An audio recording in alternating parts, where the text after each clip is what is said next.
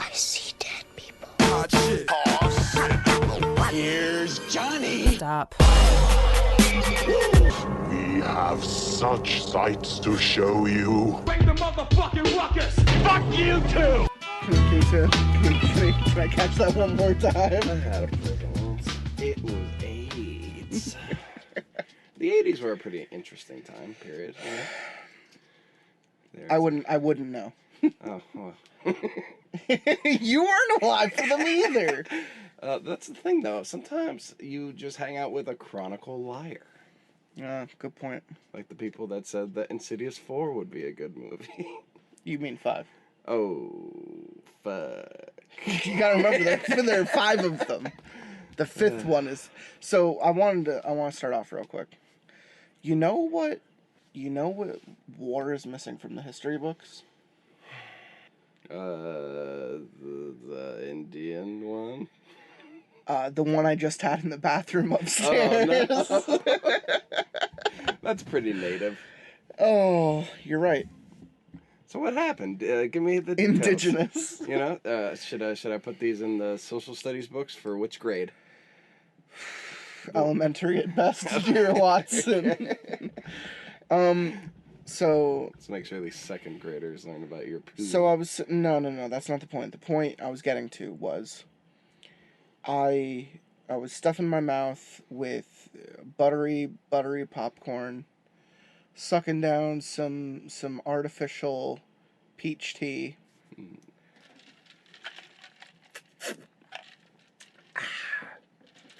And filling my belly full of sour Skittles. And I had some sour worms and an orange soda because Kel loves orange soda. Mm-hmm. What occurred to me about halfway through was that the red door. I'm going to have to take a grumpy dumpy after this movie. And then I started to think, this movie is a grumpy dumpy.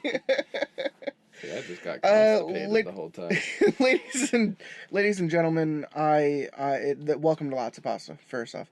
I am here, of course, with none other than the sheriff in town, Deputy Dewey himself. The summer of Dusky is about to come to the end. And obviously, you have listened to the first 2 parts of this story where we've been combining our shared review/reactions of the Insidious franchise in anticipation for the new film, while we've also been reading a new story series about a guy that was a cop but then he got blamed for a murder and claimed insanity. And now, we're left kind of wondering where the story's going to pick up next, because it ended on this note of hope, and it was like, I'm going to get out of here. And, the system isn't always inherently fucked when you're a straight white male. So, here's to that, I suppose. The dialogue might be better than Insidious Chapter 5.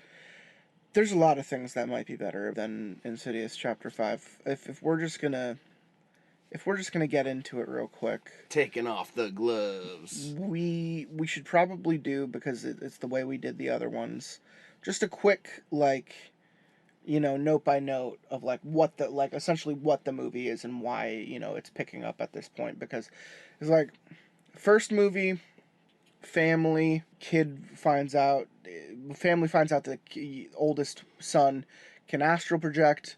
It leads to revelations that the father also astral projected as a kid. A demon was watching him, a spirit was watching him for possession, and now a different demon/spirit is watching the son for possession. It's a hereditary thing, it gets passed down. Sometimes it skips, people, family members, and sometimes it really hones in on one person to just fuck the shit out of. And, therein lies the fun part about bringing in a paranormal investigation crew and trying to figure out, how to stop this demon in its tracks as it's trying to do its thing. And, twists and turns, and the movie ends and we find out that, in this process to save his son, the father was possessed and ended up killing one of the main characters, who ended up being an anchor to the franchise. Elise just loves to get choked. So she's dead. Second movie picks up right where the first one left off. Elise is dead. Everyone's confused. There's a spirit possessing the dad. He's going around charades. The body is deteriorating, but he's hiding in plain sight, basically. And even though the mom totally knew it at the mom end of totally, the last one. yeah. And maybe not. There's a lot going on there. There's a lot to unpack there. But the brother is also like opening up to his brother about his ability to connect to the other side and all that stuff. And they're both coming back to terms of how figuring out that the dad is possessed and that they could possibly do something about it. And a new psychic dude, Carl, gets brought in, and he's the one who kind of figures it out with the paranormal guys. This time around, with his stupid fucking dice, and together with the son's help, they kind of get back into the other side, the further, and they save the dad, and they reclaim his body, and they banish the spirit that was in there, that was possessing him. Good old Parker Crane, aka Marilyn, aka the old hag, who, creepy, Mary Shaw from Dead Silence. So, that happened in 2. And then there was like a break because they went back in time. They started doing prequels. The third movie is Adventures a prequel. With Elise. It's canonically before the first movie, but like by a bunch of years. It's not like her origin. It's just kind of her like getting back in the game. It was their way of doing like a one shot, like a one-off, where they can just tell an Elise story even though she's been dead for 2 movies. Yeah. And that's fine, because in my opinion, I actually really like the third movie.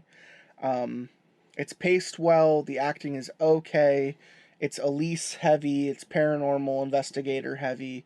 It's the only one that really carries what I feel is the best components of Insidious without being annoying. And that's like, I'm gonna flex on without being annoying. And that's fine, because that movie ends with the red-faced demon, and you're kind of led into what will be the first movie, and that's fine. Or was it Parker that shows up at the end of? I think it was Parker that shows up in the end, because the red-faced demon shows up at the end of the 4th one. Okay. With the eyes bugging out. Right. Okay. Regardless, it always seems to end on a twist. Like, it always seems to end on a twist, and the twist is usually leading into the next facet. And at that point in Elise's life, she had already dealt with Parker, because the at the timeline, the dad, Patrick Wilson, as a little kid, would have already been expunged. So I actually do think it was Red-Faced Demon. I think it was 2 movies of Red-Faced Demon lead up. Yeah, at the end. I think you're right. Yeah. So 4th one is technically the 3rd one in between, because it goes to her very beginning, and then right hops to right where the first one starts. So it's again like the timeline is all over the fucking place. But that's also something that they say is like, it's inherent in the series, because the series itself, when you're in the further time, doesn't exist. So it's weird, and it's a little bit convoluted to talk about. But if you've watched the movies, you're following along. If you haven't, we're summarizing them well enough so that we can talk about the 5th one. If you're listening to these and you watch horror movies, what horror movie actually is linear? They jump all over the fucking place. Literally every one. Maybe Friday the 13th go in order. The Nightmares go in order. Does Nightmares go in order? There's a prequel for Nightmare. Okay. Flashbacks. Saw's all over the fucking place. That's a great example. Saw's all over the place. Final Destination is all over the place. Halloween's all over the fucking place. Halloween now. Is all multiple over the fucking timelines. Place. No, there are a lot of good examples there. But it's like the 4th movie is like Elise as a kid, and it's how she got into the game, and it's how she discovered the further, and suddenly just flash forward to her being an old fucking lady, going back to the same house. And this is after the 3rd movie. She's back in the game. She has the paranormal boys on her team. You know, they're a team together to investigate things. So there's evolution there. And they go back to her house that she grew up in, where it's still spooked by the same demon, and they exorcise that demon, and then it picks up googly-eyed, red-faced man alluding into the first movie, which is fine. Everything aside, when you find out that the fifth one is going back to the story of 1 and 2, continuing 9 years in the future of where 2 left off, what are some immediate things that come to mind? For the Lamberts? Yeah, like where did you want this movie to go, whether or not it actually did it? Like, what were your first thoughts to being told that the fifth movie is going back to the Lamberts, and it's taking place actual time skip to current day? Okay, so obviously the red-faced demon was the only thing that wasn't really completely answered compared to everything else, because Parker had his finish, Elise had her finish completely. So that was like the only thing that was left open. Yeah. So obviously hearing that will be like the big bad in this one was interesting and intriguing, since that's like such a strong figure nowadays in like modern day horror. Everybody knows the red-faced demon from the Insidious movies. Great Iconic. mascot. That was the one I was going for. Great mascot. But, like, I think at the end of the last episode, I actually asked, like, would there be, like, fucking trauma for these kids that were, like, chased around with this fucking dad with a hammer? And sure enough, there fucking was. And there was. Short-lived at best, but it was a big part of Dalton's character, just feeling like there was always something wrong between him and his father, which is fine, because skin level, that's a good place to start for the narrative of the fifth movie. The film opens up with death. Yeah, Grandma's dead, and your boy Carl shows up. Yeah, just short cameo saying that he knew the mom, and the dad doesn't remember him from the second movie, which is fine because he told him to forget everything. Yeah, at the end of the second movie, they like hypnotize they both him and Parker. they re-hypnotize. They don't remember an entire year of their lives. Yeah, Dad's real foggy. Kind of has problems maintaining emotions and memory, and it reminded me of Alzheimer's a little bit, just kind of being lost with a lot of different things and feelings. And the son is just edgy as fuck. It's like it might as well be, the Jared Leto tattoo on his forehead saying damaged, because it's just that's his character. He's just, I'm angry, no one understands me, I'm gonna be a loner, I'm edgy as fuck. And that's fine, because trauma does that to someone. It shuts someone down, it makes them hard to talk to, it makes, him hard to open up to. But then, like, you introduce the first annoying character in the movie and he opens up like a fucking playbook. I have a friend now. And it's just annoying. And the dad's the more interesting side of the narrative, because he's trying to figure out what's going on.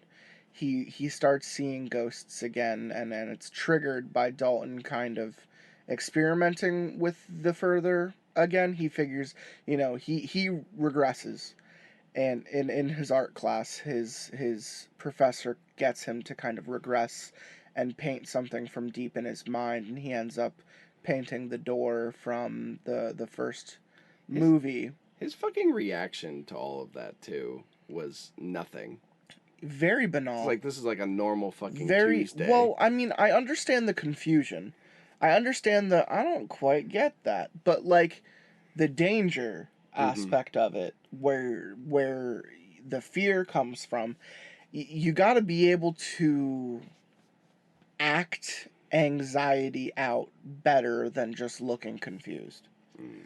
And that was kind of my problem, because, like, the nightlight scene was, like, the only time where I felt like he was afraid.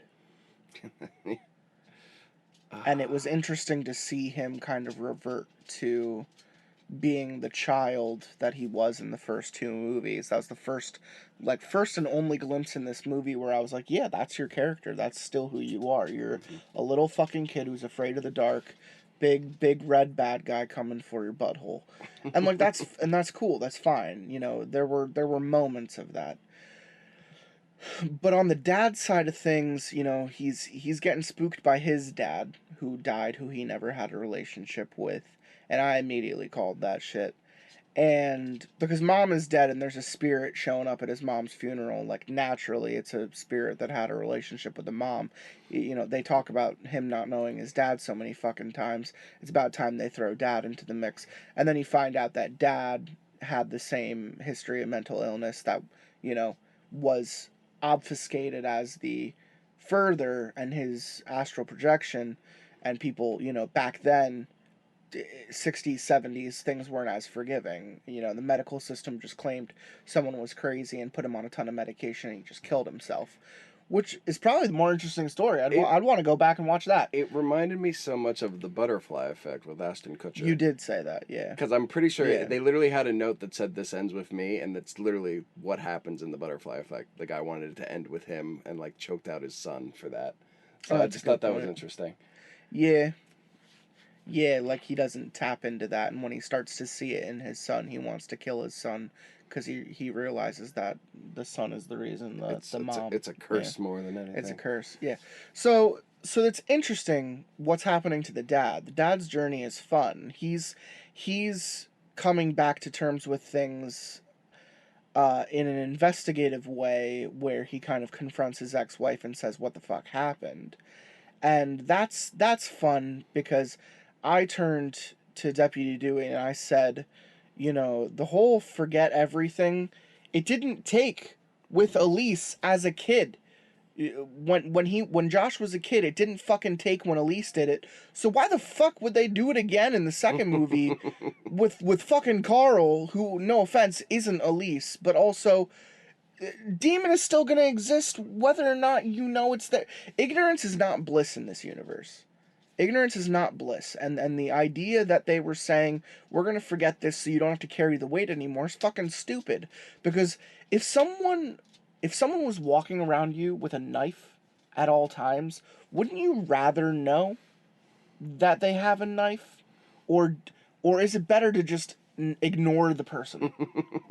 Because I don't know, I would rather know that there's a knife in the room floating around me. Just always around that person. Just always around. Let me just make him angry right now. Like, that's the analogy. Yeah. Like, that's the analogy. Like, Dalton is literally being chased by a figurative knife, and they're saying, forget about it. Forget about it. And the dad's just like, what about me? And they're like, forget about it. Dalton, the first time he goes into the further, he decides to play a little instrument that his annoying fucking college roommate had. I barely want to talk about it. And it immediately woke up the demon. I was like, oh! He played a note. I'm a-coming. I barely want to talk about the roommate, man. It's just wacky side character, person of color. It doesn't belong. It just doesn't belong in this movie. They shoehorned her to try and make you like her very quickly, I think. Is like, let's make her wacky and funny and eccentric and sarcastic. And charismatic. So we'll be like, oh, so yeah, we should like this person because we love Tucker and Specs. Don't tell me who to like. I don't come into an Insidious movie because I like anyone. Mm-hmm. You know, like, it's so weird.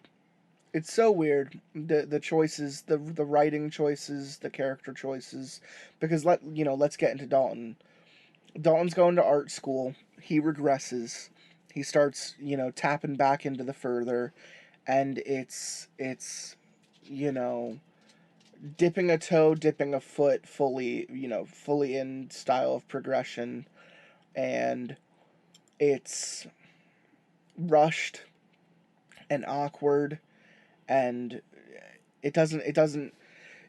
I turned to you, I think, near the end, and I said they're forgetting the rules of their own movie. Mm-hmm. No longer return to their bodies. Because there wasn't you need to go there, you need to walk through the thing, you need to see all the spirits around you to understand that you're in danger, you need to not interact with them, you need to remind yourself that you're living to kind of keep yourself tethered to this plane. Like, you need, none of those rules matter anymore. It's just, I'm there, I'm gonna fuck around with things, oh, there's a demon, he's in my body now. Mm-hmm. Like, You're The out in first two movies lay down this fucking groundwork. You're out in the middle of the fucking further and you yell out, "Dad." Dad isn't coming. Yeah. Everybody else is fucking coming. Right. Right. And instead they choose to show that in reality for some reason. They show a wicked group of contortionists moving in on his body in the real world to the point that Chris can see them. And I know that when Elise in the first movie said that boundaries start to get blurred when they're actually taking possession and shit, and she saw some of the ghosts and so did Rose. in the first house, like that's fine. But it was very brief. But it was brief and it was shocking, and for this one it's like, man, let's just bring everyone along. Let's just string everything along. Let's forget our own rules. Let's immediately, like, Redface didn't even come into power. Like, he's slithering around on the ground all cracked open and shitty looking. And the minute Dalton is just like, I'm gonna go full in and I'm gonna remember all this stuff, Redface just fucking sheds his skin and goes, I'm back, baby. Like, he might as well, do the whole mask thing, fucking smoking. Like, it's just, from that moment onward, it's just, I'm in Dalton's body. That's the end. I got it. Mission accomplished. And Dalton's done nothing but look around a room. What the fuck is going on? I thought there was a struggle. I thought there was a process. I thought there was a tug of war between light and dark, and that the kid has to be kicked out of the body. Isn't that what the third movie's about? Yeah, the third, like, you have to get kicked out of your body. Well, it took half of her soul in the third movie. Yeah. But it's still the process. Like there was a reason that Parker took over the dad's body in the second one. It's because he spent too much time just wandering around the outskirts of the farther. Find his way back, yeah. You know what? I'm thinking about it now. He was near death too, wasn't he?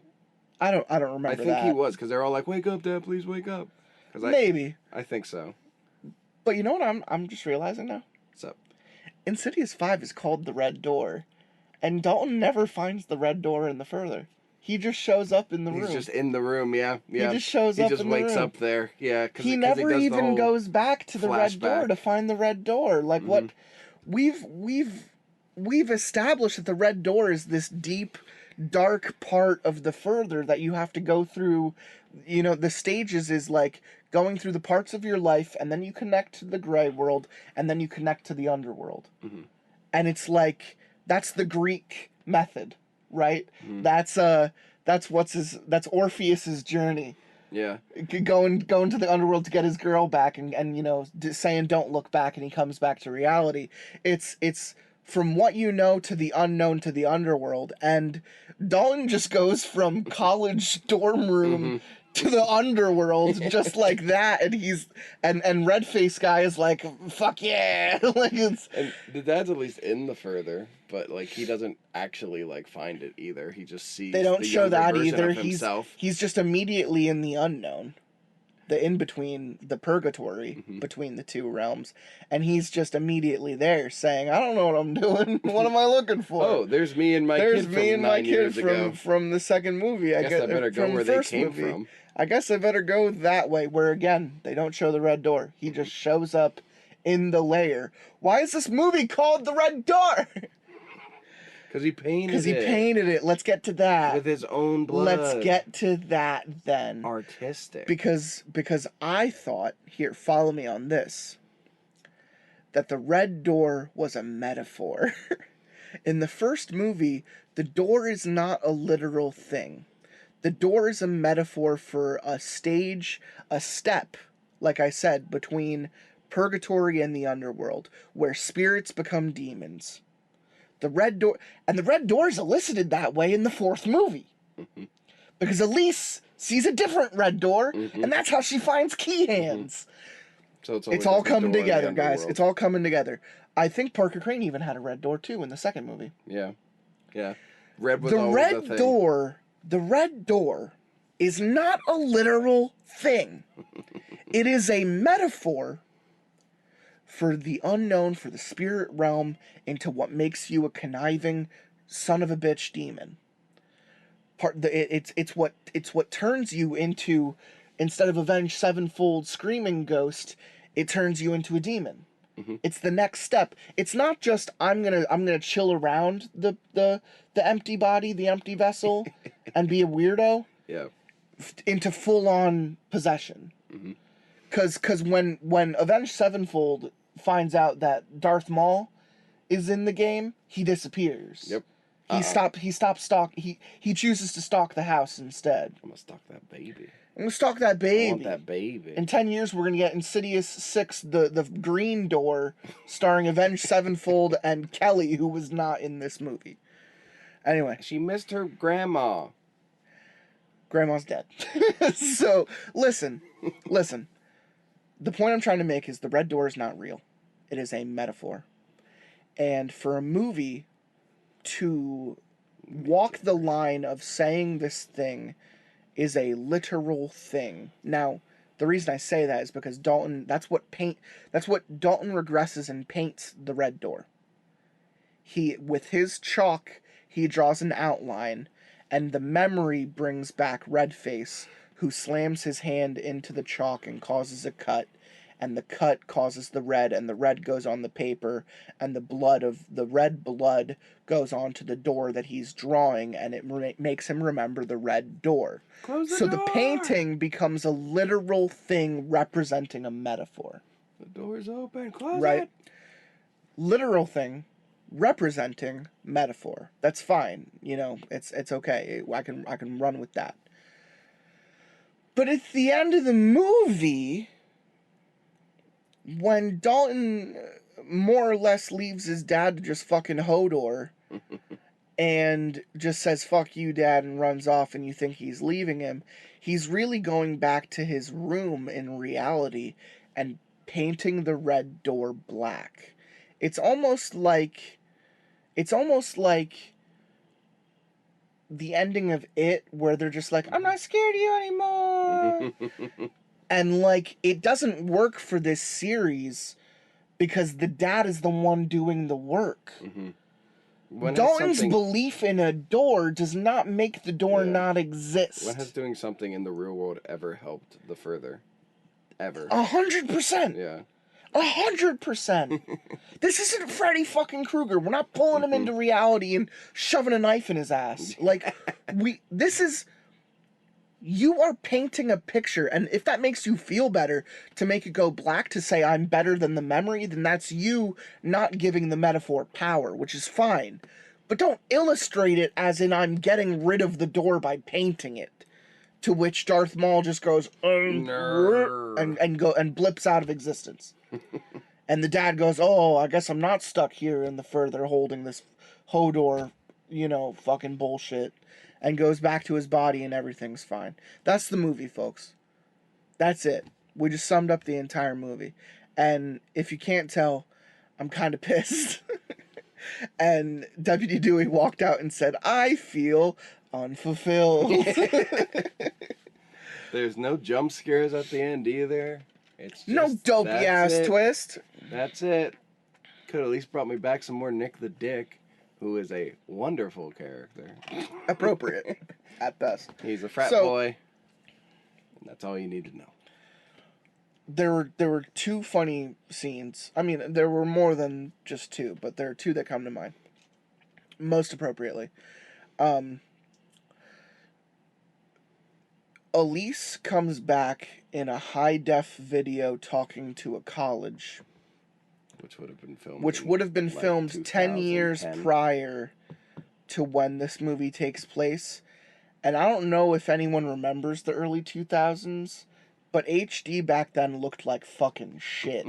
And DV tapes were a fucking thing. And that's almost like, if I remember the first movie correctly, wasn't Specs actually carrying around an old school camcorder? Yep. That was the time period. So for them to just be wandering the internet to old school paranormal investigator videos and finding this obviously older, obviously filmed nowadays, obvious sitting in a classroom that exists now, not then, with new technology and new definition, just the worst way to utilize Elise in this movie. And that brings me to the second funny thing, which is Elise coming up at the end of the movie just to say some bullshit to Josh that doesn't look like it was filmed at the same time. It looked like they filmed her scenes of her just standing there and talking separate from when he was on set. So when it's spliced, she's smiling when she's talking, and whenever he's looking at her, she looks like she's pissed. She looks so upset to be dead. But then you cut to her and she says, like, life goes on, you'll talk to your mother again, it'll be fine. And then she disappears, 'cause remember, she's been dead since the first fucking movie. Steady strides. Ah! No. And there was a point there in the last episode that we recorded where I said things were getting better with each movie, because I almost felt like, well, not almost, I definitely feel like Elise's story is better than the Lamberts. No. And I feel like the third movie had the best. It'd be like if you continued the story with the family from the first Conjuring that's not the Warrens. You're not going to give a fuck about them. Yeah, you're not going to give a fuck about all those girls and them running around screaming, talking about their trauma and shit. You just don't. You just don't care. Here's the thing. I think this movie, in hindsight, makes me like the first one more. And I might actually think the first one is the strongest now. I agree. And it's only because the writing in this one was so bad and the callbacks were so overutilized, and the fact that they were forgetting all of the rules they established in the first fucking movie in their own series, and the fact that, the parallel storytelling just did not work between Patrick Wilson and Simpkins. Like, the back and forth shit just didn't work. The pacing was off. The instructions were off. The monsters were off. The further was destroyed instrumentally. Just the progression of things, it was just wrong. And I'm just like, the first movie does it so much tighter. The first movie's just so much tighter. It's contained, and it has rules, it has a system, and it applies itself to it. And it says, if you stray from these rules, you fucking die. Things from this film just aren't memorable. Too. You take Red-Faced Demon out of this one, the other demons are not memorable. Nah. Like, Throw Up Ghost was boring as fuck. Yeah, I was talking to you earlier. Like, I don't know who that ghost was in the MRI machine. It didn't make sense. Never popped up again. Just that one little jump scare. The contortionist ghosts were stupid. Am I missing anything else? No, those are the I only cheered ones, when really. Parker Crane came on the screen. Yeah, there was a moment. Split second. There was a moment where Simpkins is in the past and he jumps to his dad to try and knock him off of his mom. And he's older now, so he has the power to do that. And he's reliving the memories that he had that he wasn't around for in the second movie. And for a second there, you think he's gonna like punch his dad, but his dad gets the better of him and turns him back over. And for the first time, Dalton actually sees that it's not his dad. He sees that it's Parker Crane. And it's the same shot almost from the second movie. Mm-hmm. It might even be the same It might even be the same shot from the second movie. But I cheered when Parker fucking showed up, because I was like, finally! Something that makes sense, that has rules, that applies to the timeline, that is symbolic and scary and interesting. Just a letdown. It's not that I went into this movie with 100 fucking expectations. This isn't Halloween Kills to me. I'm not going into Halloween Kills or Halloween Ends going, holy shit, they have a fucking, like, fandom to keep in mind with this film. Like, if they stray from that fucking path, they're upsetting a ton of people. Like, no, this is just shoddy filmmaking. And, like, I don't mean to blame it on Wilson. Because Patrick Wilson, who plays the father, directed this one. And I'm defending him because it looked fine. If this is like his first feature-length film direction, good for you, because it looked fine. You're missing some stuff, but it looked fine. Mm-hmm.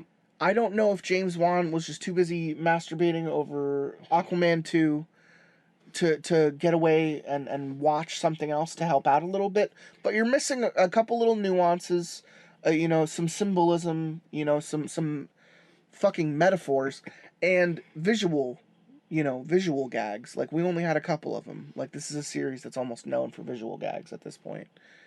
The writing of college students. But it was the writing. Is just like, oh, okay. You just watched an episode of Fox News, and these are the college students you decided to make up.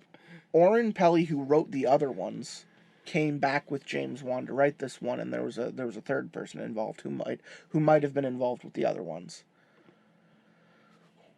What the fuck happened over the last couple years? Have you guys been outside? Have you talked to people? I think I turned to Dewey like 2 or 3 times in the movie, and I said, "We're people. We talk like this." Like, because it didn't work. It didn't make sense. Yeah. And it was worse with the kids. It was the absolute worst with the millennial college students, because quirky fucking roommate, everything that came out of her fucking mouth sounded wrong, transcripted, like someone watched a YouTube video about how kids act, written by an adult, and they just said, "Oh yeah, that's definitely a kid," and then they wrote the same way. Just have enthusiasm and say ridiculous shit. And say ridiculous shit all the time. You fucking idiot. You fucking idiot. And then even Dalton had some lines where it's just like, would his character really say that at that time, at that moment? The best part of their acting was in the beginning with him and the dad. Yes. When he told him to fuck off. When he wasn't talking at all. It was the best part. And he was part. emoting more than he was communicating. But then it's even like, Dalton is trying to remember things, so he calls his little brother, whose name escapes me, I think it's Jacob. And it's just like, while he's talking to his brother and they're trying to relive things, he's like, "It's okay. You can tell me, little bro." Yeah. And I'm like, who the fuck wrote this? Is this what happens when you go to college? Do you get all cryptic? Then I ain't going. Hang up. Are you fucking kidding me? Are you serious? Like, there's James Wan being funny, and I could go back and watch *Malignant* if I want to experience that. There's James Wan being funny. I know what that is. Him being tongue-in-cheek, I can get. It worked great with Tucker and Specs in the first couple. Oh, 100%. But again, you remove 2 of the better aspects from this series, and all that's left is bland. Yeah. Bland, annoying. Kind of want them to die. Kind of want something bad to happen to them, you know? And let's, that brings up a wonderful fucking point. These guys get haunted again, and Rose Byrne just fucking sits there and watches it happen and doesn't think, "I'm gonna call Carl, I'm gonna call Tucker, I'm gonna call Specs, we're gonna get the team back together, we're gonna solve this." Nah! You just go into the further, just figure it out. Honey, this happened already 10 years ago! I'm not gonna cry on camera again. I've done it already too many times. Well, now that we figured it out, do you want to, get dinner later? You know what? Have you met Brad? I kept making a joke that Rose Byrne was way too attractive to be single while divorced, and that Patrick Wilson constantly trying to come back home and fix their marriage was just wrong, because if it's been 9 years, the entire she's time. Absolutely had a boyfriend named Brad. The stepdad has been there the entire time. Yeah, stepdad is totally fine, clean, nice, likable guy. There's a reason why your daughter is a fine human being. It's because of me. It's because he's been raised by Brad. I just... How many problems can I have with this fucking movie without actually hating it? I don't hate it.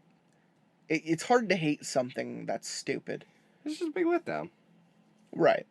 Disappointed. We watched the last 4 and we did not have a problem with any of those. We've had little problems with ADR and certain directions, but technical each film problems has good qualities, and this one just didn't have Post-production any of them. problems, technical problems. Yeah, no. This movie didn't have post-production problems or technical problems. This movie was just bad.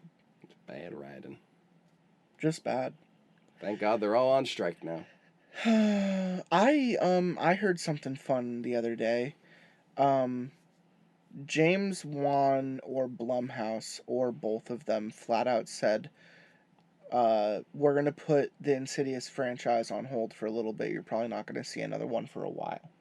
I mean, we haven't seen one for a while right now. And in the very same sentence, I read an article about an Insidious spin-off starring like Kumail Nanjiani or something that's supposed to film sometime next year. And I'm like, do you mean Insidious as in like the Lambert family? Because they could stay away. Elise, like all that shit, like that could be done. That could be dead and buried. Wherever you're going, I don't think they're calling it Chapter 6. I think they're doing like a Book of Saw, like spiral Book of Saw thing. Maybe just call it The Further. And they're just gonna no, it's something else. At least I think it's something else. I can't confirm or deny, but it's just in the same sentence they're saying, we're done with this Insidious story, but let's see what other dumbass shit I can pull out of my butthole to put on film and write about spooky ghosts and astral projection. And if a red fucking door shows up, I know someone in the audience is going to light the movie theater on fire. It's gonna be me. Yeah, no, it's fine. They could go away for a while. I heard something fun the other day, just to change topic completely. Because I did say that I liked the Nun 2 trailer, because the Nun 1 trailer sucked, and it showed a movie sucking.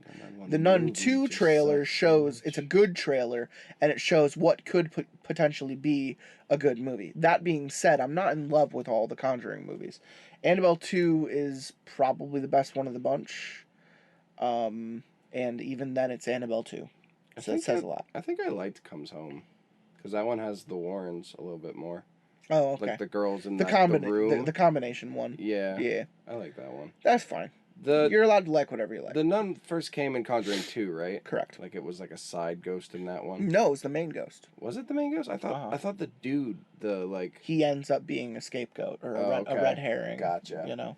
I haven't seen that one in a while. No, Conjuring 2, it ends with Valak. You know, it's the whole I'm gonna banish you because you're gonna the fortune that you're being told is it's gonna kill my husband. So after they banish the old man, they find out that there's something more dubious going on behind the whole time. Yeah, and that's fine, because I'm saying Nun 2 looks good, but I found out the other day, direct to Max, the new HBO series, or platform. Sorry. They are doing a Conjuring show a la the old Friday the 13th show, which was about the weird shop, and they would just pick an item and tell a story. Oh, fun. What they're doing is they're doing the Warrens' room of haunted shit. Okay. And they're just gonna pick something else kind of what they and did tell the story and Annabelle Comes Home. and do little one shots Okay. in an entire TV show. There's all kinds of shit in that room too. That's so what that I'm could be really saying. Fun. Yeah. And if it doesn't actually have Wilson and Farmiga in the thing, I'm gonna like it more, because that means you could do guests on different things. You could bring new writers into different things. New families. You new don't have to stories. worry about a continuum. You know, you could just have the universe be the universe, and I think that has the potential to be a lot of fun. Yeah, I love me some Tales from the Crypts.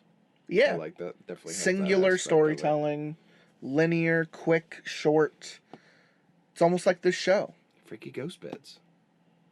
Freaky ghost bed. Bang bang. So I guess we can read a story now that I'm done being angry. I don't know. It might be. It might not end well.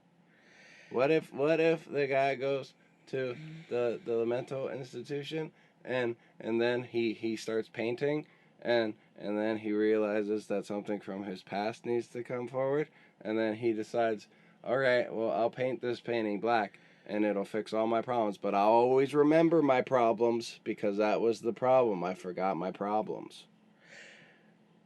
You made me remember, wasn't the first part about ghost kids? It was. I loved it. What happened to that? There was no ghosts in the last There one. were no ghosts in the last one. There was just some rape. Just sad asylum. just a penitentiary. Mm-hmm. Eastern State 101. Yep. Maybe, hopefully we'll get. What happened to the ghost kids? Hopefully we'll get to drinking some of that good old water again, and we'll get some ghosty boys back. Yeah, I want to get back to Foreman Mills. Foreman Mills. I want to get back to General Mills, and I want to. All right. Let's dive into these Cheerios. I want to get back to it, and I want to figure out what's going on there because,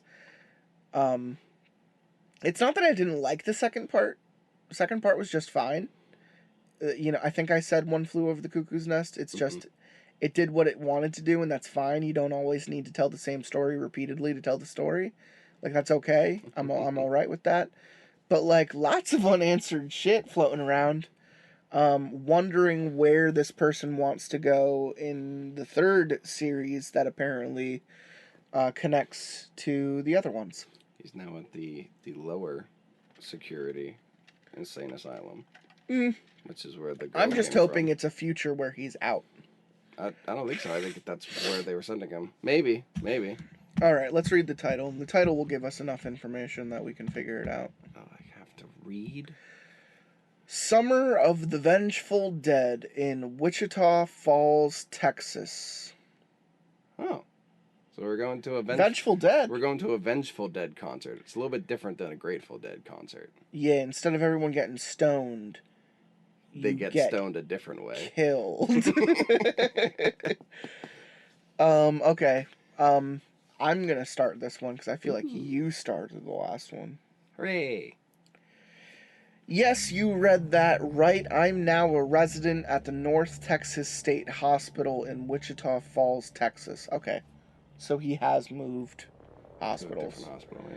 Now that I've revealed where I am, you should probably be able to guess where I was. I no longer fear for my safety and therefore have no need to obscure my location.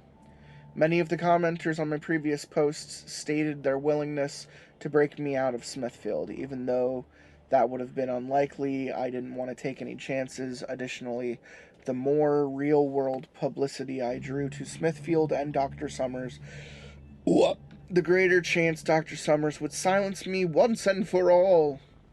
I have a sneaking suspicion that I was meant to die at Smithfield at the hands of Dr. Summers, whether in the form of an experiment gone bad or in my room as suicide.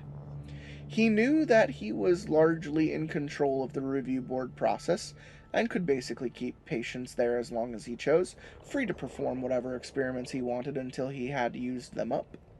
If it hadn't been for Sarah fighting back against Victor, I don't believe I would have ever left.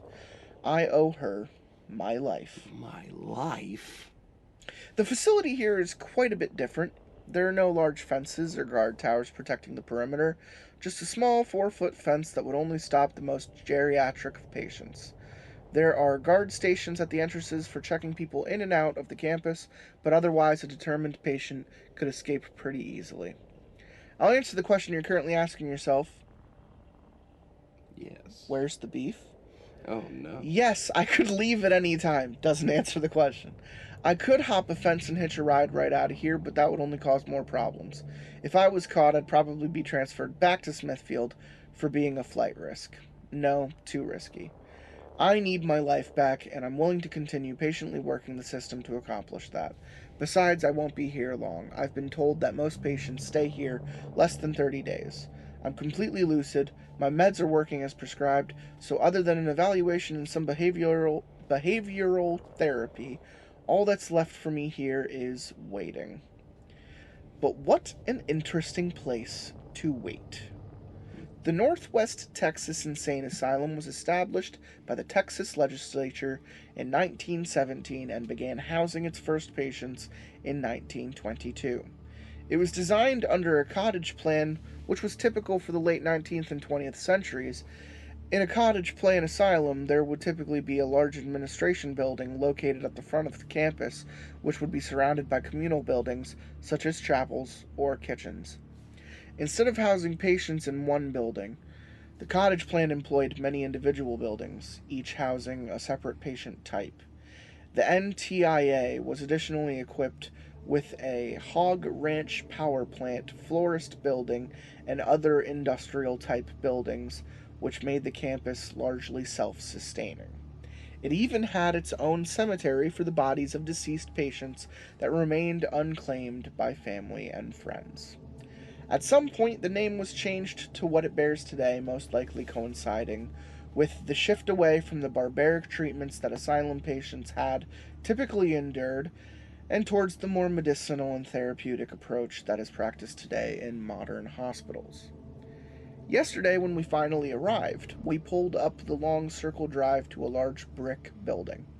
The administration building was stately in nature, with dark red brick and white trim, and bearing 4 large pillars that helped bear the weight of its 3 stories and front balcony.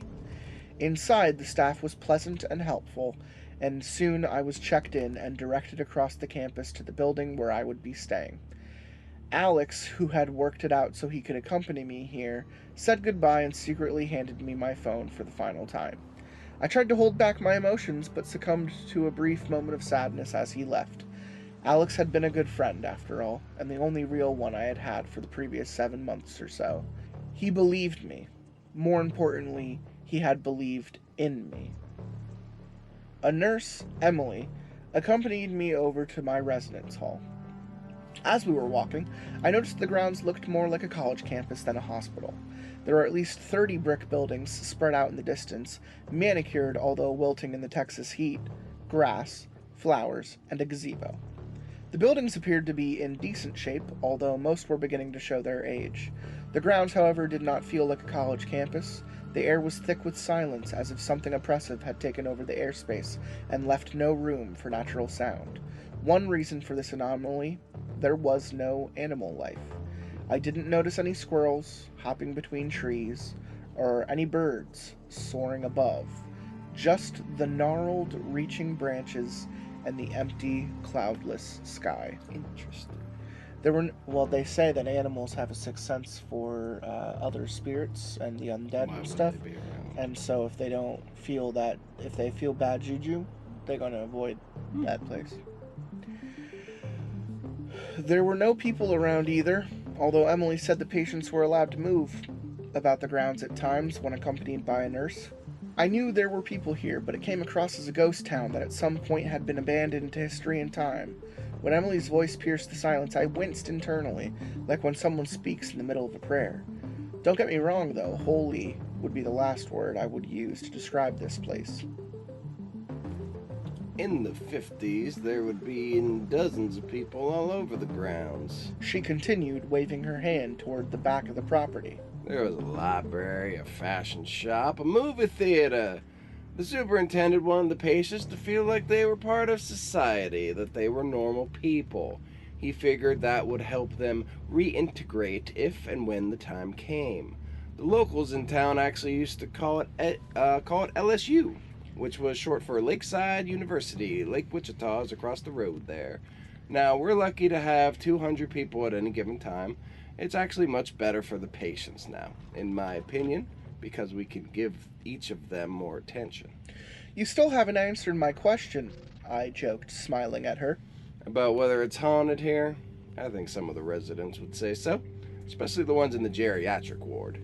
They're always talking to someone or something. She smiled and looked at me, gauging my reaction, and I contorted my face into one of terror, hoping to appease her. She laughed. In all honesty, I've had a couple of instances where the hair stood up on the back of my neck when I was working night shifts, but I've never seen a ghost or anything.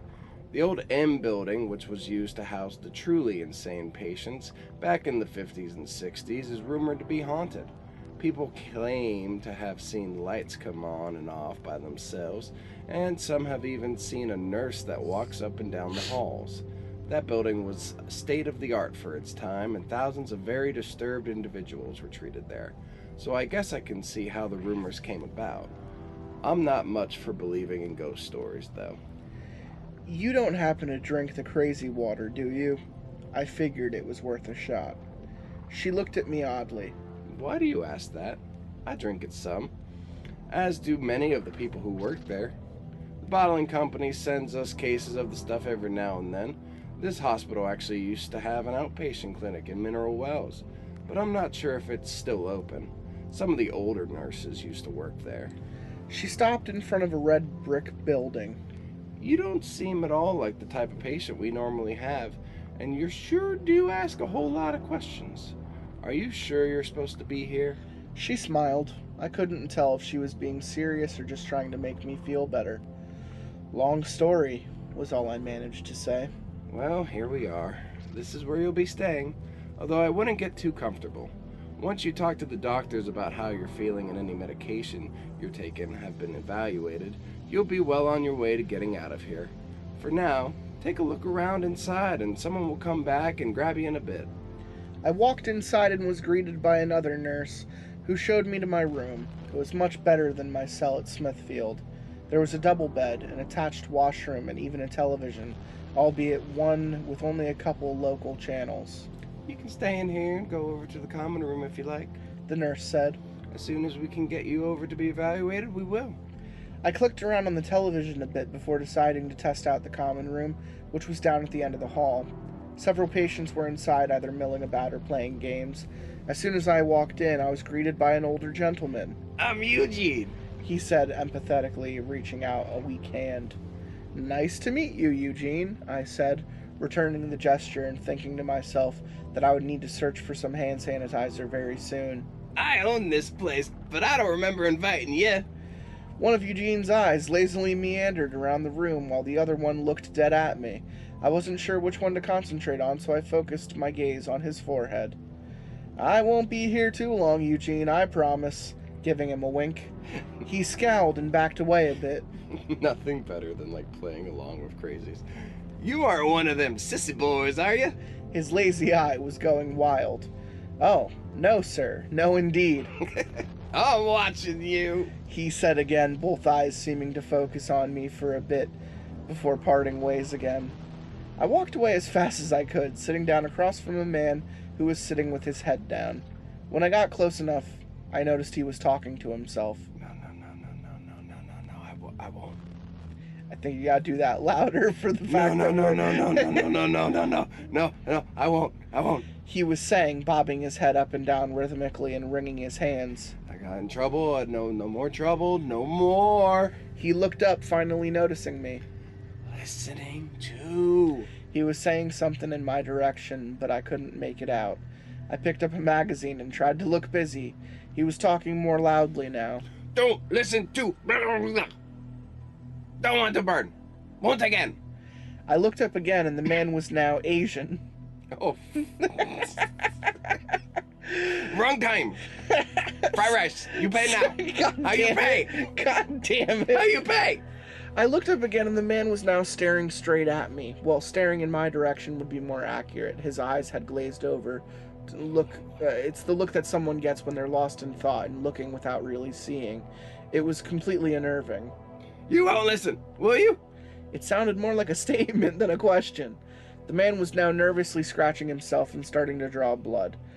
I had had enough by that point, so I jumped up as quickly as I could and walked back down the hall, alerting the nurse to the man's outbursts. I could still hear him yelling as I closed the door to my room. Later yesterday evening, I was back in my room again.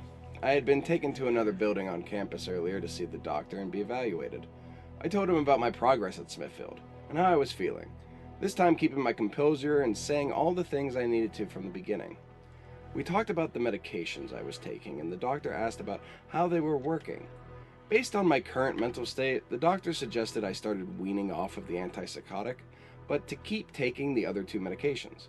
I agreed. I also found out that my treatment plan would entail receiving some basic behavioral therapy to make sure I was okay to rejoin the real world. They would also teach me some coping skills to prevent any future mental breakdowns. The doctor figured I could be out within the week.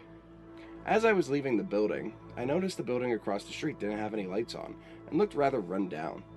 I asked the nurse what it was used for, and she confirmed what I had guessed. It was the M building that Emily had mentioned. For a moment, I could have sworn I saw a flicker of light on the third floor, immediately reminding me of the one at the Norwood Hospital. I blinked and it was gone, although something told me I hadn't been imagining it. I felt a sort of pull towards the building, but I knew there was no way in hell I was going to go inside another abandoned hospital. The visions of those dead children flashed before my eyes for the first time in almost a year, and I cringed. I was going to bed early so I could be well rested during my therapy session in the morning. Crazy people and flickering lights be damned. I awoke, startled.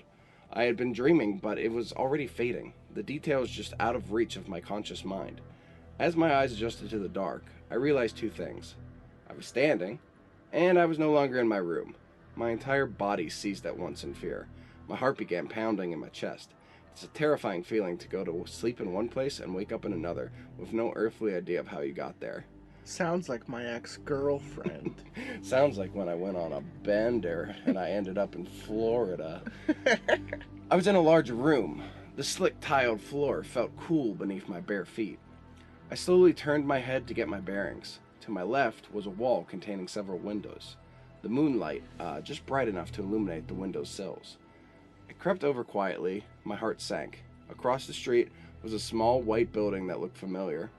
I had just been there earlier to meet the doctor, meaning I had to be in the M building. By then, my eyes had adjusted to the dark. The room I was in appeared to have been used for some type of medical purposes in the past, but was currently being used for storage. There were equipment pushed against the wall haphazardly, giving the room a claustrophobic feel. I began to notice the oppressive silence I had felt earlier in the day was magnified here, making it feel like a living, breathing thing. Not wanting to waste any time, I turned and quickly made my way to the door into the hall. As I walked out into the hall, I swear I felt my shirt snag on something, almost as if it had been grabbed from behind.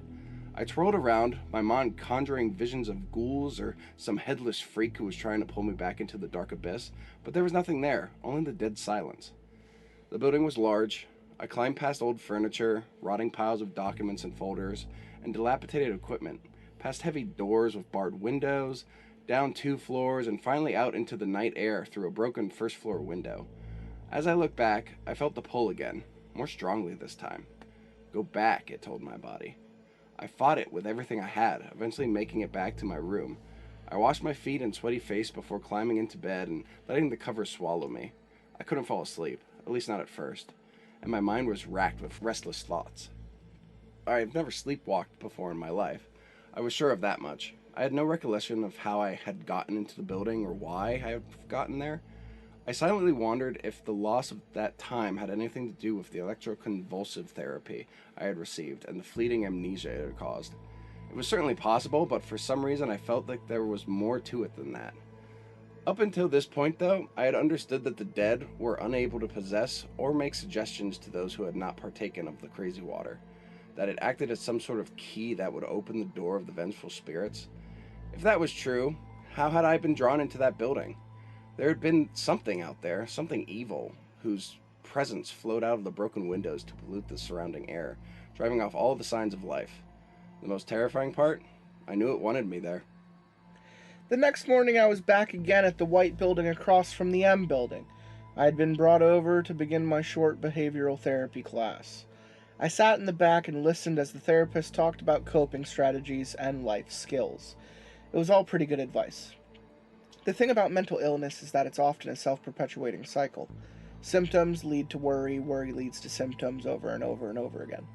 The key to beating this, or at least not exacerbating it, is self-awareness and understanding that your negative perception of your symptoms and circumstances are often your greatest hurdle. I had been doing a lot better lately. I had been feeling complete, whole again. I attributed it partly to the medicine and partly to techniques similar to what the therapist was describing. That morning after the sleepwalking incident, however, I must admit I was failing a bit at the don't worry mantra. Walking several hundred yards in your sleep and finding yourself in a creepy as fuck insane asylum is no easy thing to brush off. After the session, I vowed to take some of the therapist's suggestions and apply them. Alas, as I walked out the door and felt the familiar pull of the M building across the street, the worry and fear came flooding back over me like a rogue wave on a stormy sea. Ooh. The rest of the day went by smoothly. I met with the doctor again, had lunch, attended several classes in the afternoon. I stayed to myself mostly, and that evening I was able to read a large portion of a tattered copy of The Sound and the Fury, which I found in my room. When I got to the second chapter, I read aloud from the first paragraph, told from Quentin Compson's point of view. Because no battle is ever won, he said, they are not even fought. The field only reveals to man his own folly and despair, and victory is an illusion of philosophers and fools. The words echoed around the room and then disappeared with a solemn certainty. That was the type of cynicism I was trying to get away from, but I certainly understood the feeling of total helplessness that must have sparked that gloomy world view. I laid the book down and dressed for bed before collapsing into the covers. I closed my eyes momentarily and then realized I had forgotten something. I got back out of bed and shuffled over to the door where I'd laid my shoes, just in case. I slept walk again that night. This time I was standing under a line of trees when I awoke, the wind whipping through my clothes and hair. The trees were situated far enough apart to allow the moonlight to pour into the space beneath them. The sparse grass was cut low, and about 5 feet in front of me I noticed a small concrete block, possibly stone, set into the ground. I walked forward and knelt down, wiping some dirt away from the surface. There was only a number inscribed, 467. There were no words, markings, with which to identify what I was looking at, and I stood up and noticed another block about 5 feet further, 392. The blocks appeared to go on for some ways in all directions. Man, if Eugene finds out what you're doing, you're gonna be in trouble. I thought for a moment before the realization hit me. I was standing in a cemetery. This is not a typical cemetery, obviously. There were no names, no inspirational epithets, and no dates to mark the years between which these poor souls had suffered through existence. No, the nameless bodies here were identified only by numbers. These patients had died while in the care of a hospital, and no family cared enough to bring them home. Now they rotted in the ground, unclaimed and unidentified, as if they had never lived at all. The thickness in the air took on a different tone here. Where there was loathing before, here there was only despair. I did not want to remain a moment longer than I had to, that was for sure. As I turned to find my way back to the campus, I heard a loud screeching sound that felt so close it might as well come from my own mind. As I turned and shielded my face, I saw a flash of white moving into the trees and heard what I thought was flapping of wings. Whatever it had been, it was gone now, but I wasn't going to wait around for it to come back. As I ran, I noticed a wrought iron gate about 50 yards ahead of me. Beyond it, I could just make out the silhouettes of the buildings on the NTSH campus. The following morning, my third day in Wichita Falls, I awoke to a firestorm of activity. Nurses were scurrying about, and I noticed the presence of security guards for the first time since I had been on campus. The patients in my building were also in a frenzy. Some were writhing on the floor, some were speaking gibberish, and many had gotten into fights with one another. I managed to flag down Emily, the nurse I had met the first day, who stopped for a moment to speak to me on her way into the nurse's station. "What in the world is going on?" I asked. "I know some of the patients here are crazy, but do they usually act out at the same time?" Emily looked exacerbated.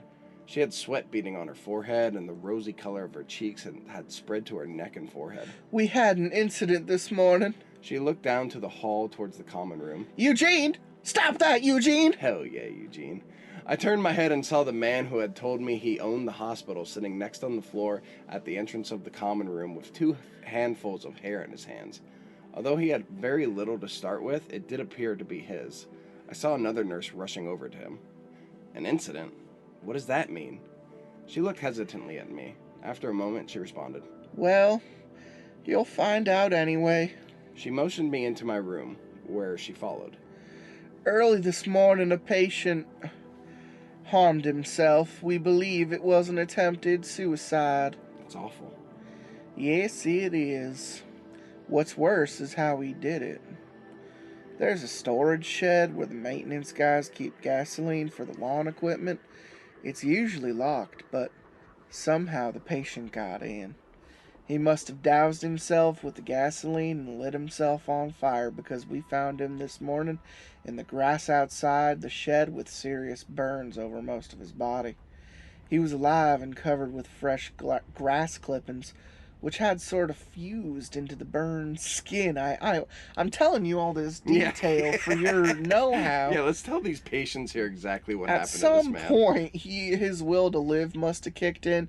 He rolled in the grass to put the fire out. I felt sick to my stomach.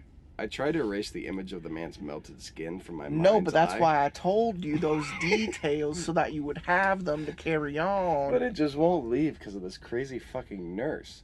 My mind snapped back into something one of the patients had said to me. Don't listen to her. Don't want to burn.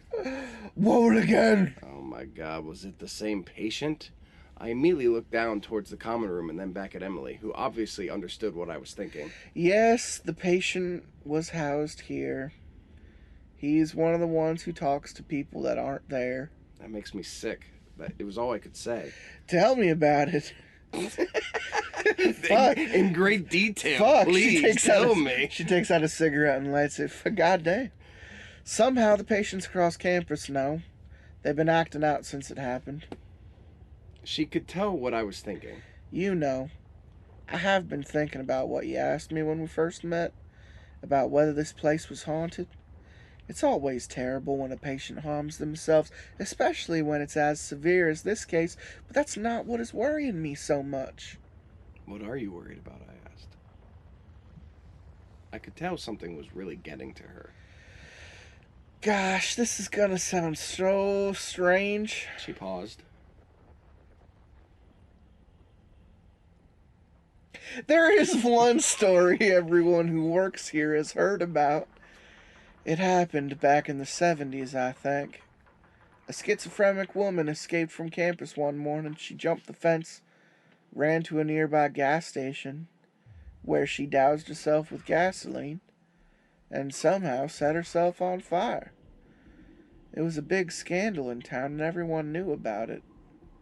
She did not survive. But she was also one of the patients who heard voices. I could sense the pain in her voice. This morning, the patient was found by one of the groundskeepers probably minutes after this happened. Apparently, the patient had been unconscious at first, but had woken up briefly when they put him on the stretcher. He was trying to talk. He said... Her voice trailed off. She cleared her throat. He smiled, even though his lips had been burned away, and he spoke more clearly than he had ever spoke before. He said, "The voices, they're finally gone." Well, at least he was happy. Classes in therapy had to be canceled for the rest of the day. All of the patients, even the ones being housed in other buildings, were in an uproar, like some kind of collective psychosis had taken hold. Somehow, they either all knew what had happened or something similar was happening to them. I think the staff got everything under control for the most part. The patients in my building were restrained, medicated, or locked in their rooms, and I assumed it was the same story campus-wide. I saw Emily later, and she said that although there were a couple of smaller incidents, everything had been handled properly by the staff, and the effects of whatever had happened were beginning to dissipate. That night, I didn't sleep. I knew if I closed my eyes, I would likely find myself elsewhere when I opened them again, and I didn't want to give that the upper hand again. I was going back to the AM building. It had obviously taken me there and to the cemetery to show me something, but I wasn't quite sure yet exactly what that was. My guess was that even though I hadn't drunk the water, my psyche was still accessible in my sleep. It was the only thing that explained the sleepwalking. I hoped that if I had wanted to or was able to hurt me, it wouldn't have done so by now. I'm honestly not sure what I was going to do or find. I can't explain it. I only knew that I had to go. Once I was ready, I crept out the door and headed towards the building. As I got closer, I once again felt the strange pull. This time I wouldn't ignore it. I climbed through the same broken window I had before and made my way into the structure. The interior was dilapidated as the Norwood Hospital had been, except that time and gravity had destroyed it rather than vandalism. I climbed past the old furniture and piles of flies before reaching the stairwell. As I ascended, the presence I felt the first time I was there became apparent, but stronger this time. It was anxiety and despair solidified, the thick feeling oozing through the air like so much spoiled mayonnaise. Interesting. I found myself going back down the familiar path to the room on the third floor. When I finally arrived, the door to the room was closed. Reaching out of the door, I tapped it several times for some reason, as if I thought it was hot. When I finally turned the handle, the door creaked open unassisted, finally stopping at the wall behind it with a dull thud. That's when I saw it. Perched on the windowsill, illuminated by the moonlight, was a great white owl. Even from a distance, I could make out the bulbous head, small black beak, and telltale black markings. I took a step forward, its watchful eyes tracking my movement. It raked its talons across the windowsill and puffed its feathers in response, never taking its eyes off of me. My head began to feel very strange, almost as if I was wearing a cap that was way too tight. Man! That's it's man in all caps, so it just makes me want to go, man! But it's really, man, do not come any closer! Weird side note, I am currently teaching a summer, program, and one of my students every day comes up to me and goes, "Hey, man!" Man! The voice, "Hey, man!" echoed in my head like the remnants of a sentence spoken in another room, or another life, for that matter. Each word heavy and overwrought. I stopped in my tracks. A thought immediately escaped my mind. Who are you?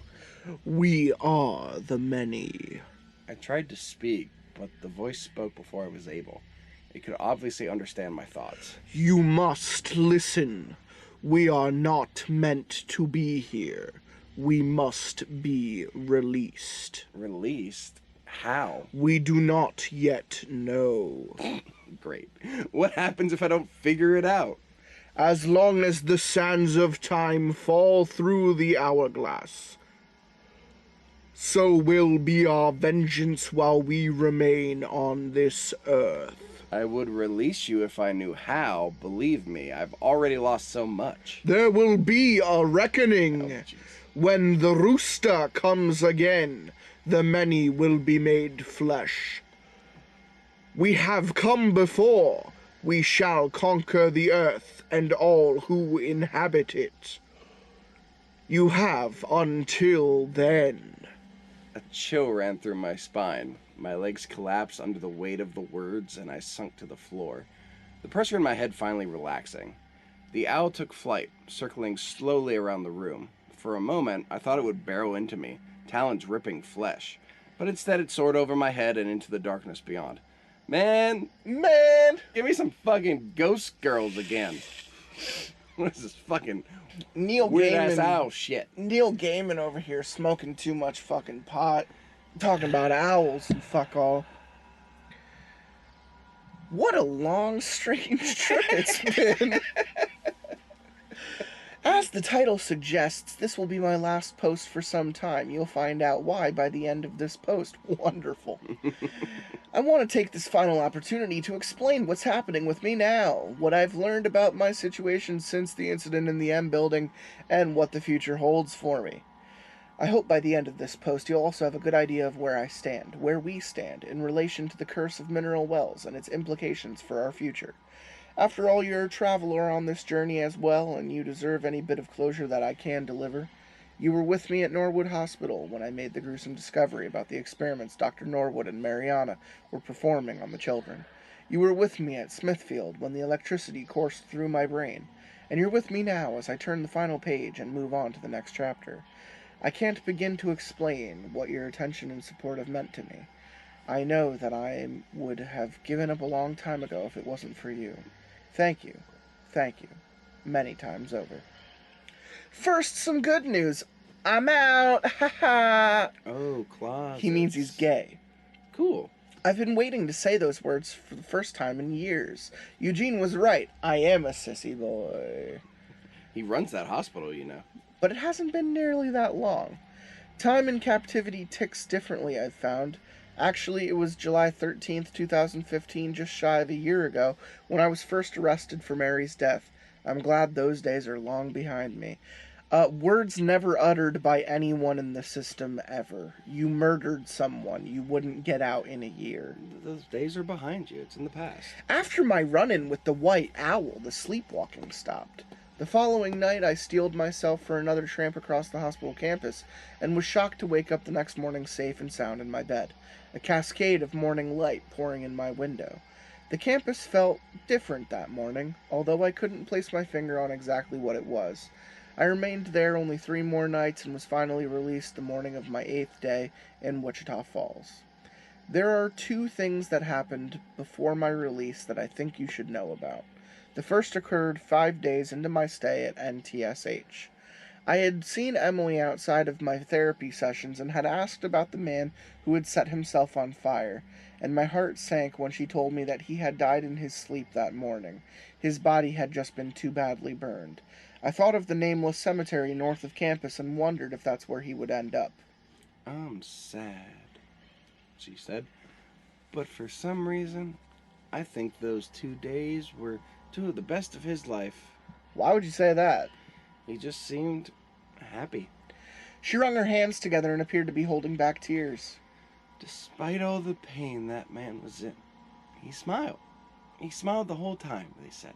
When the nurses that were caring for him asked him why, he just kept saying, "The voices are gone, the voices are gone." They said they even caught him singing once. After she left, I thought a lot about that man and how he had rolled in the grass to put out the flames. I also thought about the woman who had burnt herself over 40 years ago. Initially, my theory was that both had been possessed and had been forced into self-immolation by whatever vengeful spirit was whispering in their ear. That's still a possibility, but now a new theory has taken root in my mind. What if the patients burned themselves as a form of purification? Somehow I believe he knew that fire would drive out the evil and had felt it once the spirit was gone. That's what made him change his mind. It makes sense. Fire has always been a cleansing element. Do you think it's possible that, like a phoenix, he was ready to be reborn again from the ashes of fire, safe from the reach of the spirits?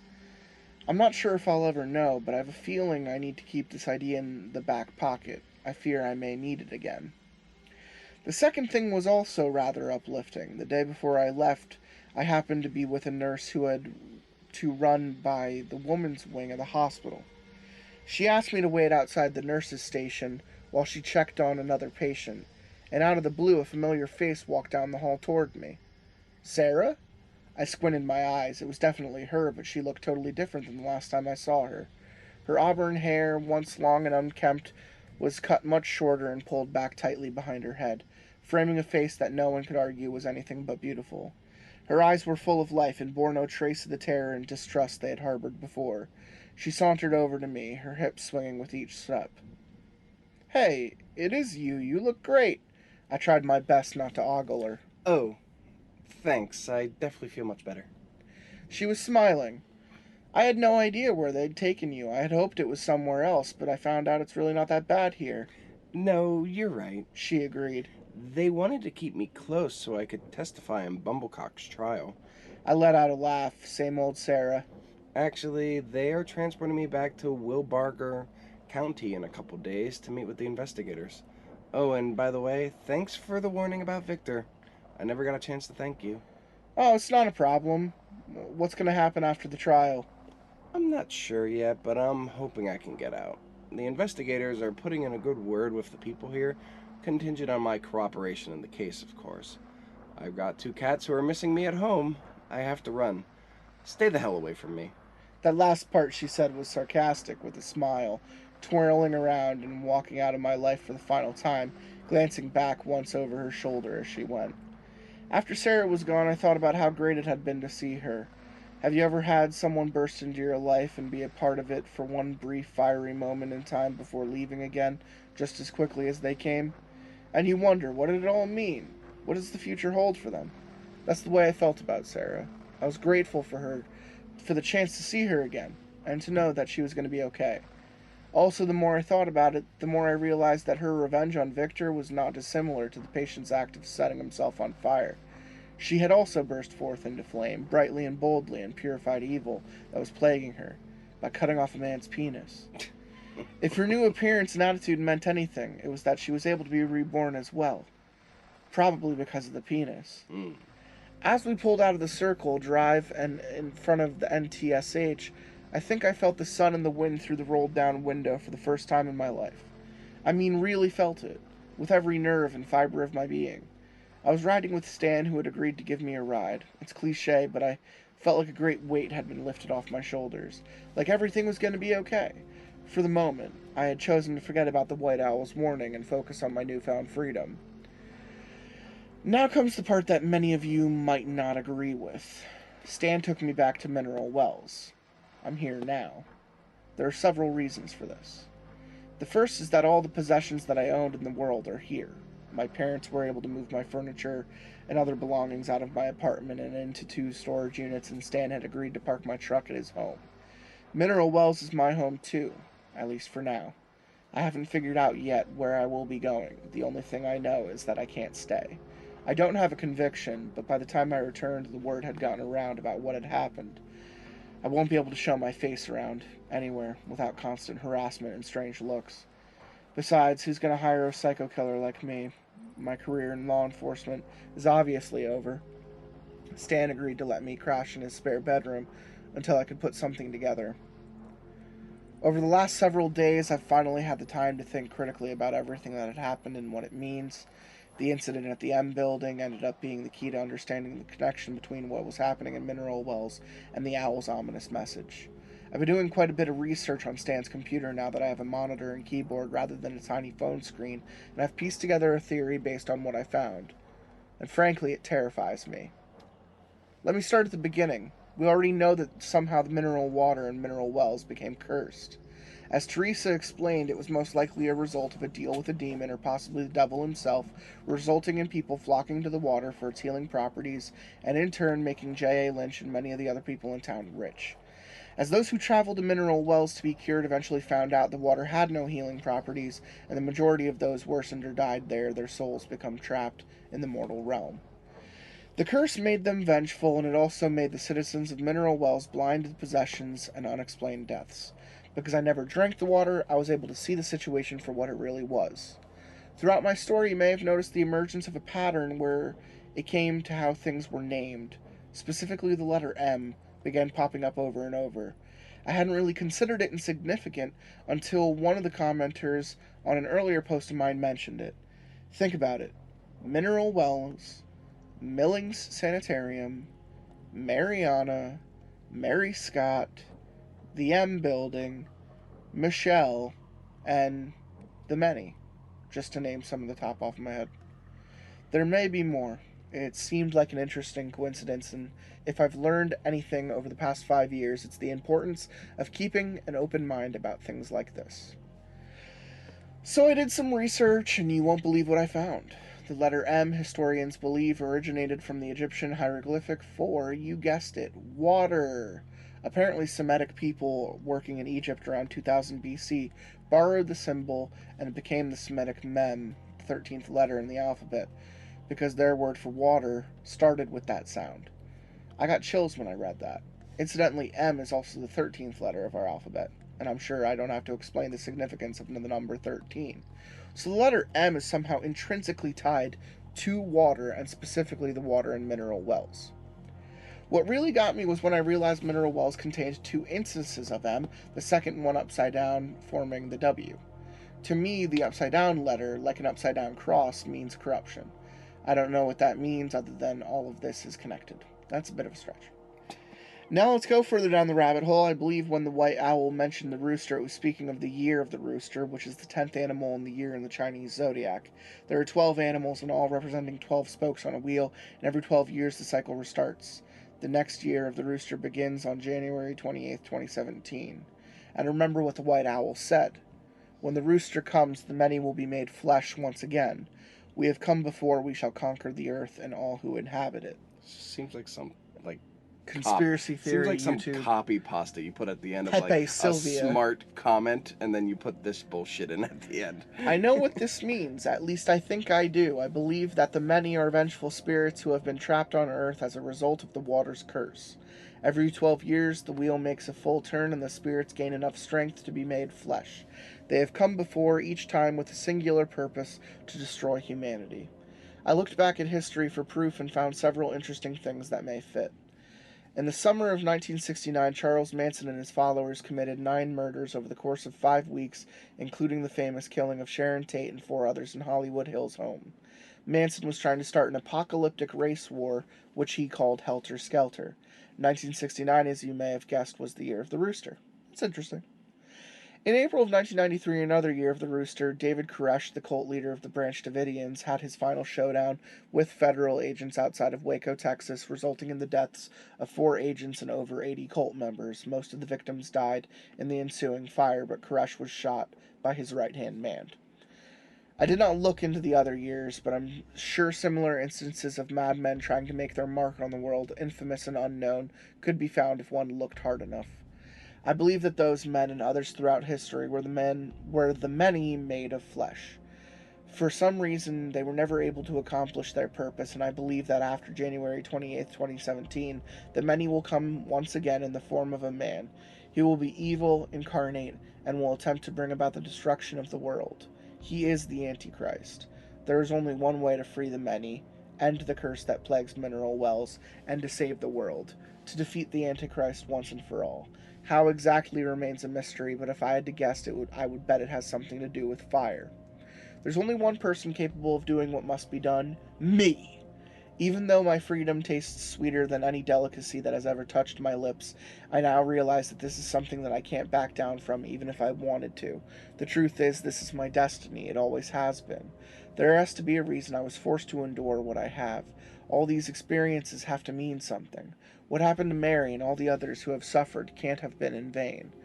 If and when the Antichrist comes, I'm going to be ready. By then, I hope to find some others to join me in common purpose. I don't think I can defeat him alone. If you never hear from me again, it means I was wrong. It means you can go back to your lives and don't have to worry about everything coming crashing down around you. But one day next year, you may hear about a young, charismatic man who has a certain way with people. He may have an unusual knack for calming people's fears and making them feel as they belong. He may be ruggedly handsome or boyishly charming. Whatever he is dangerous, I assure you. He is the many made flesh. He wants your life and the life of everyone on the earth. If you see him, run as fast and as far as you can, or, if you're marked, like I am, you can take a stand. Stand and fight. The end. Go back to that date. Sorry. It was January 2017, right? Yeah. Isn't that when Trump took office? I didn't want to say it, but I'm willing to Google it now, because I'm going to go ahead and say he is neither ruggedly or boyishly handsome. Oh, no. Malcolm Turnbull. Either way, I feel kind of like how I felt when I left the theater. Unfulfilled. Maybe his crazy ass should have stayed in the mental hospital. My first reaction was, I think you should go back to the hospital. No, he was Trump, already Trump in. was already in. Yeah. I thought that was 2016. The election was 2016, wasn't it? Yeah. Yeah, so like, close to. Trump did a ton of shit on that Saturday. Of course he did. But nothing. John Hurt died. Goddamn, Ollivander. You took him from us. Maybe that was the Antichrist, yeah. Maybe John Hurt was it. I John Hurt myself reading this story. It had a decent beginning, I thought. Listen. And then it got away from the Listen, Linda, boys. the first part was fine. The second part was fine. What the fuck happened with the third one? There was an owl. Deputy Dewey. Is this the first bad story we've read? Have we read bad story before? I feel like Needs More Shit was probably the worst one that I've read with you. Oh, that's a good point. Needs More Shit was tough to get through. I think that was Still potentially better than this one. Because that was just dookie. We were having a good time. We were having a good time with Poopy, and it was like a Resident Evil fanfic. Yeah, it was. This is just the ramblings of a madman. Yeah. Yeah. It had a good premise, just fucking faltered. What the fuck happened? I literally want to ask, like, he got 19 pages into it and saw the owl and just said, nah, Fuck it. I don't want to tell the story anymore. So, That's the funny thing is, because when the page count came up, I said, wow, this is almost half of what we read the first time. And I wondered why. And I was like, this dude gave up. This dude was like, I don't know how to end the story, and he just shit the bed. So page 1 to page 84 is Insidious 1 to 4. And then page 84 to 110 is Insidious. Oh my god, that's a great Door. example because Formon Mills is Insidious 1 and 2. High emotion, high anxiety, lots of shit going on, ghosts everywhere. Mental Asylum is Elise's backstory, going back into the past, having something real to latch on to, having something solid, good foundation, learning your way through things. Insidious 5. Whatever the fuck I just read. Fuck it. Do you remember what you remember just before? Fuck it. Who Let's cares? do another one and end the story. Tell people to stop bringing it up. Owl. Why'd you say owl? Owl. Oh, owl. And owl. Owl, my owl. I want to say owl, my asshole, but also owl. Here's the thing with owls. All right, follow me. Extraterrestrially, owls are like misconstrued for short grays, like a lot. And I didn't pick up on the spiritual aspect of this as much as I kind of thought he was. I thought we were turning the die in another direction. I thought we were going from spirits to mental to alien for a second. The Holy Trinity. Yeah, almost. Yeah. Almost. The creepypasta trinity at will. But it's interesting, like, owls, I think, symbolize a lot of things, and it's like, I don't know if I would ever look at an owl and be like, I am Legion, I am Death. I'd be like, nah, that's a fucking owl. Yeah. If you're hearing voices in your head, my dude, you might want to take more medication and go back to laying down. No. Like, the owl's talking to me. I finally got out, and now they want to pull me back. They want to pull me back. Oh, no. I had a lot of fun with you today, man, but it was a shit show. I would have liked it more if he realized, oh, I actually have been drinking this water the whole time. Fuck, I'm crazy. I feel like that would have been a better circle story than this bullshit. What an M. Night Shyamalan twist you got there. I mean, you gotta drink water from somewhere, right? Was he just dehydrated the whole fucking time? Finding out that the medication he was taking in the second one was a mineral form of the water from the first one could have been the twist in the third one. IV bag, saline has to be some type of water. Some type. We could have made it better. It could have been better. And I don't want anything to do with it. Don't say I could have made it better. I'm just saying it could have been better. Fix it, Dr. Death. Here's the thing. I will refuse to call you Captain. Here's the thing. You are my doctor. That's fine. You know, surgical gloves and all. Here's the thing. What? No. What? I think what you need right now I feel broken. is... I feel like I don't know which way up or down is. I got a lot of things going on in here, man. You know what? I just want everyone to know out there that I hate Toilet Truck. I hope he dies. I generally hope Toilet Truck dies. This story was a toilet truck. I'm going to level with you. It started off as an ice truck. It started off as an ice cream truck. Yeah, it became a toilet truck. It had the sound, and it made me want to come and grab some ice cream. But then when I got there... I literally pitched it to you as like, oh my god, Deputy Dewey, we're going to read a police drama. It'd be so cool. We played Get Out before, where we were in jail. and it was that for a hot sec, a single episode, and premise was just dropped. And he got out a year after murdering someone, Deputy Dewey. Would you have let him out after a year of murdering someone? I know I would, especially in Texas where the death penalty is still real and you cut a person up real fucking good. That literally made me cackle. Yeah, he'd be dead. Texas Chainsaw Massacre. I'd rather go back and rewatch that last one with the cringy millennial dialogue. But we have to watch the Matthew McConaughey one with Renee Zellweger. That's fine. We could do that. It's so bad. I never said I wouldn't. It's so bad. That's fine. Will we ever We watch love a that. good series again?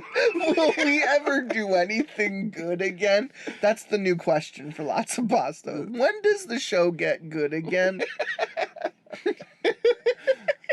I don't know. I don't know. January 28th, 2028. No, it's 12 years from 2017. So the show's not going to get good until 2029, guys. The next year of the rooster. When you finally do a face reveal and people be like, oh, he cute. Nah, it's gonna be more like Dream's face reveal, where they're just like, oh, he's a white guy. What? He's a mid white guy. Who would have thought? Mid as fuck looking white guy. Here's the thing, right? You know who else is a mid as fuck looking white guy? You? Damn it. That mustache ain't fooling anyone. So listen, right?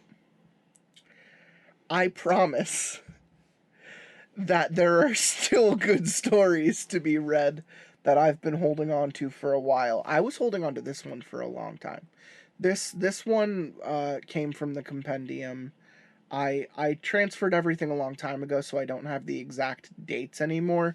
But this one was one obviously it was written back in 2016, so like maybe even the first part further than that. Yeah. But I've had this one for a while. We didn't start the show until 2016, 2017. This one had been coming a long ways. The archives. And I'm going to do the thing I do now that I usually regret, and I'm going to see if this continued. I'm going to see if this continued. Can we have a part 4, guys? Because if we have a part 4... Oh, it's a real place. Would you look at that? Would you look at that? It's 103 degrees right now. Let's take a look.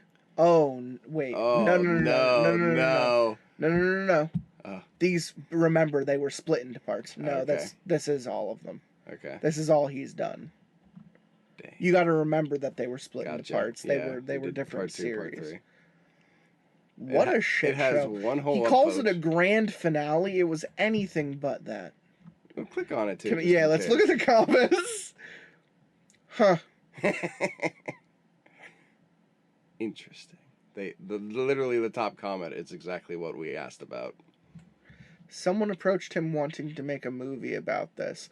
I hope it wasn't James Wan. Damn, been here since day 1. Oh no. Is Stan still writing to Eminem? I like this. Someone said you are the Antichrist. You're the one who's gonna lead everyone because you're the one who's been spoken to. I felt that a little bit when I was reading the ending. And to be fair, I was like, you're the crazy one. he did talk all the time about like how like people are like following him now and things like that. So that is a good theory. Someone goes hard into. I want to point it out, but like you might want to go back on the antipsychotics. Oh, interesting. That's enough. That's enough of that. Oh my god, hilarious stuff, folks. I hope you enjoyed the journey. I had a lot of fun as per usual. Watching movies with Deputy Dewey and just kind of shitting on things, but I had higher hopes for the series, and I am disappointed. I am sad. The word of the day is sad. I'm sad that this did not turn out better, and it just kind of shit for the finale. But so did Insidious. Yeah, it's so I guess it kind of makes sense because like throughout this What entire a time we mood. were hyping things up, and then What it a just came vibe. crashing fucking down. What a mood, what a vibe. Make that your 2023 vibe. I'm sad and disappointed. Do you guys want us to go to Mineral Wells and do a podcast there? Is Let us there a know in the rainforest comments cafe below. in Mineral Wells? Because we can go do it. Is there a Hard Rock in Mineral Wells? Because we could go to that Yeah, too. there's a hard cock in Mineral Wells. Let me tell Oh you that. no! Do you know what battle is missing from the history book? The war of this bitch. The mental one I've gone through fucking today.